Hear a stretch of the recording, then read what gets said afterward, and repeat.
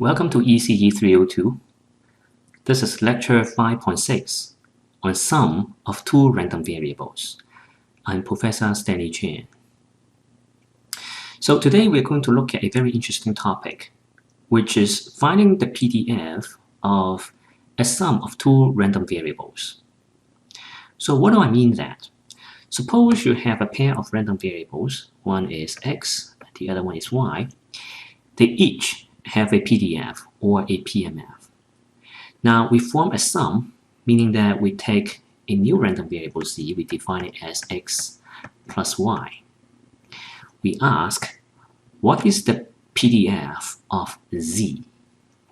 Okay, so we ask, what is the PDF of this random variable z, what is this?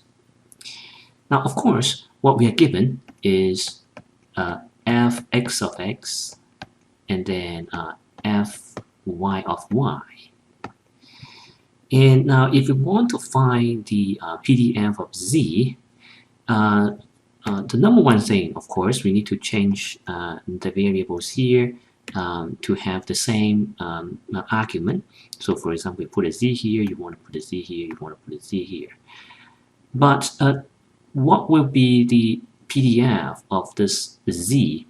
Would it be just the fx plus fy, like what I'm showing here? I'm just replacing the z by the t's. That's also okay. Would it be in this form? Would it be in the form of ft times fx times fy? Would it be in the form of fx, but you have x plus y inside?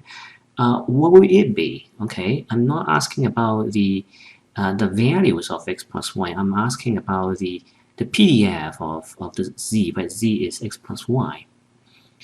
Now, to address this problem, we really need to think about what is going on with the states for each of the random variables x and y. And since this is a random variable, z is a random variable itself, we should need to know what would be the new states that are defined by z and what are the probabilities for each of those states. And by knowing those, we will be able to find out the PDF and also this PMF. So you may wonder, why do we want to study this problem, the sum of two random variables? In what situation that we will encounter sum of two random variables? Now, in fact, this problem is very common. Think about the simplest case where you have a sequence of random variables x1, x2 through xn. Let's say these are your measurements of the temperature of a room throughout n days. And then you want to take the average. So what you're doing is that you are taking the average of all these measurements divided by n.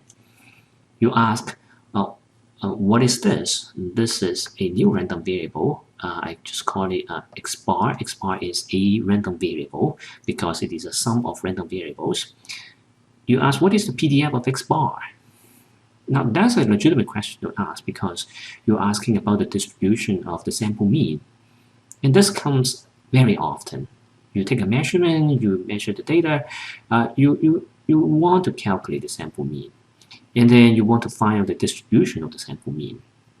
So in that case, you are involving the calculation of the PDF of this x bar. Now, in the simplest case, let's say you only have two random variables. That would be the topic of this lecture. So what we are going to do in today's lecture is to explain the sum of two random variables. And hopefully in the following few lectures, we will have the opportunity to expand this idea to consider n random variables. This is the outline of today's lecture. We're going to look at two very simple things on this topic. The first one is the intuition. I want to give you a very, very concrete intuition about this problem. And then I will discuss the basic principles that will apply to all kinds of problems in this flavor. Let us start by talking about the intuition of this problem. I want to illustrate this idea through an example where you have a pair of random variables x and y, they are discrete random variables, and they are uniform inside the set from 0 to 3. So each x and y, they have 4 states. And then I'm defining a new random variable z. Z is the sum of x and y. I want to find the PMF of z.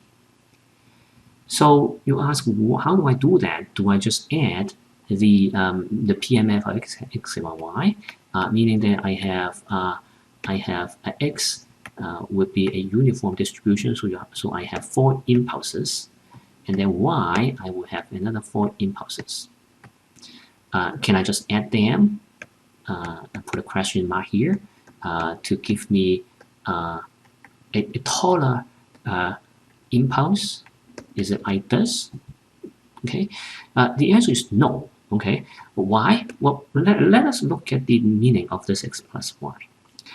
This x plus y says that I draw a sample from x. It could be a number of 1 or 2 or 3 or 4, 0, 1 or 2 or 3. And then I draw another number from y. That is another number from 0 to 3. I add these two numbers up. So without doing anything, let me ask you, what is the sample space for z? So the sample space for z is not just 0, 1, 2, or 3. It would be 0, 1, 2, 3, all the way to the biggest possible value that you can get from the sum of these two numbers, which is 6. So immediately you know that it is not just adding the two PMFs. Adding the two PMFs is completely wrong. So if this is the new set of possible states for z, then the meaning of a PMF would be that you draw a horizontal line, and then you have all these 7 states through all the way to 6. You want to tell me the PMF values. What would they be? Okay, and so now let's do some calculation of all these numbers. Let us look at the state for 0, the probability that z equals to 0. Now what is it? The PMF at z equals to 0 is the same as x plus y equals to 0. This happens when both x and y are 0. So if both x and y are 0, then you have this relationship where you're looking at the probability that this pair of numbers are both zeros. Then by independence, because these two random variables assume them to be independent, then you can write this this event as the product of the two individual events. Then since each one is taking a value of 1 over 4, the product will give you 1 over 16. So this is how we calculate the PMF of z. Let's look at one more example where we look at P of z at 1.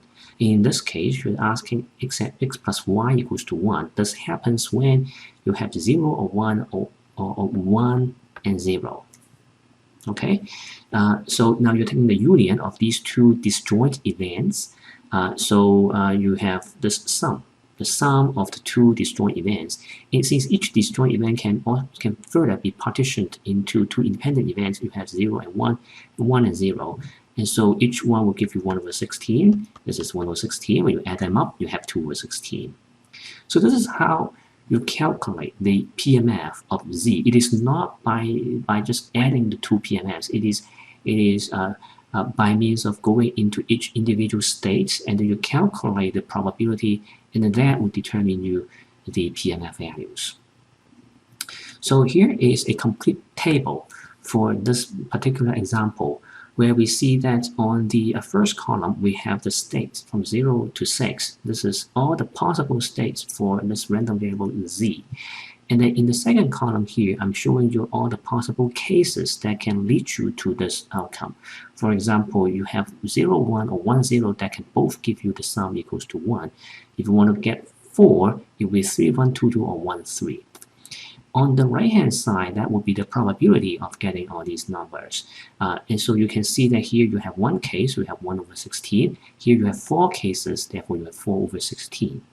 And these are the probabilities, and hence this diagram where you have 0 all the way to 6, and then you just plot the height of all these impulses. That would be the shape of your PMF. So this is the PMF of Z, or we come with this PZ of small z, where this axis is Z. Now, is there a faster way to do this calculation? It turns out that this summation is a very special thing about the PMF. How do we do that?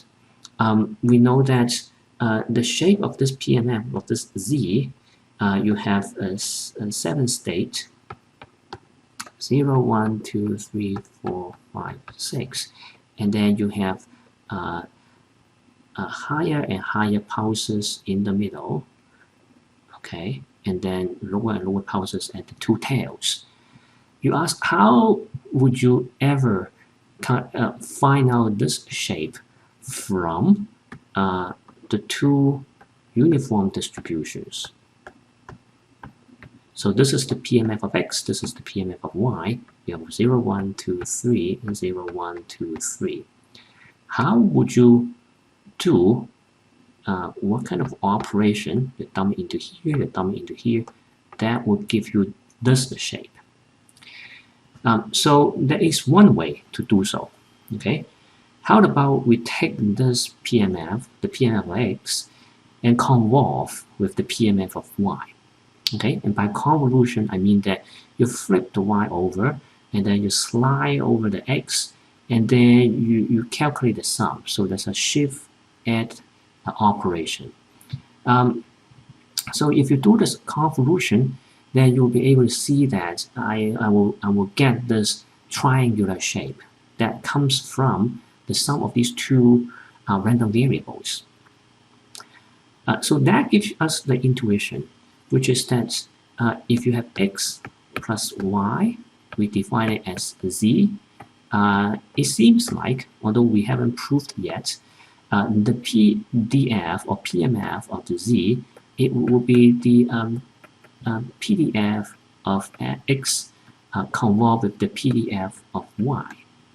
That seems to be the case, at least from this diagram.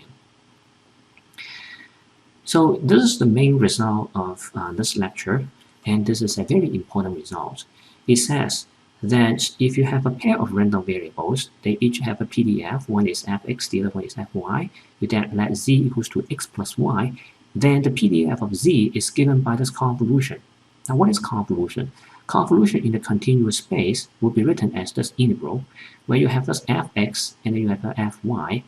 The argument that you try to integrate is with respect to your y, and then this x has to go with the x that you want to look at. So there's no longer any x here because your x is replaced by this z minus y. Where does it come from? Well, you just rearrange the order. So z equals to x plus y. That means x equals to z minus y. Right? So you plug this number in, that would be your x. And then you have this integration from minus infinity to infinity to take care of all the possible values of y. And therefore, this statement is important. It says that the PDF of x plus y is the convolution of fx convolved with fy. So let me give you some pictorial illustration of convolution in case you're not familiar with this operation. So let's say I have a PDF px, and then I have another PDF, a PMF of py. They have 4 states each. And the first thing that I'm going to do is that according to the formula, which is that I need to flip the order of one of those, okay, and then I will keep the other one fixed, and then I'm going to shift, and then I'm going to multiply, and then I'm going to add. So what am I doing is that I first keep the x, and then I flip the y's. In this case, I'm just flipping the x over the y-axis, so that I have all these impulses that are aligned to the left. Then I calculate what are the overlapping area. So I multiply these two. That will give me 1 over 16. This is how I get pz at 0. This is the first value. Now to get to the second value, I start to shift my PMF of the y's. So now I replace the 0 by a 1, so I have 1 minus x. Then I start to shift. So I shift to the right by one index, and then I calculate what are the overlapping areas. So I have two overlaps. So 1 over 4, 1 over 4, and then I have twice. So I have 2 over 16. So that will give me the second pulse. So you can imagine that as you start to shift your y to the right, then you will increase the height until you have a complete overlap. And afterwards, the overlap will decrease, and so you go down. So this is what we mean by convolution for discrete random variables. And you can do the exact same thing for a continuous random variable. Okay, so let us spend some time to prove the mean theorem. So let us ask, what is the question? The question is to prove that fz is fx convolved with fy. So how do we start this? Well, this is asking about the PDF, but we know PDF can be derived by taking the derivative of the CDF. So we can start by the CDF. The CDF of z is defined as the probability that this random variable z is less than this state small z. And by substituting this big z with x and y, x plus y, you can write down the CDF as the probability that x plus y is less than or equals to small z. So essentially what we need to do is to calculate the probability of this event. Now, this event has a special shape. Without worrying about the shape of fx and fy, let's just look at the area under which that this event is defined. So we can look at this equation, x plus y less than or equals to z. In this two-dimensional space, I have x, I have y. And then I can ask, would this equation define a special area? In terms of the yes, I can first draw a line which is the x plus y equals to z for any value of z that I'm interested in.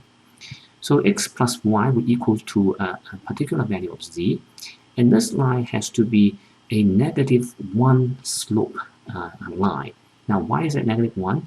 Because this equation you can write it as a y less than minus x plus z, and so the slope of this equation is -1, and then you have a y-intercept of plus z. So you can check whether it makes sense.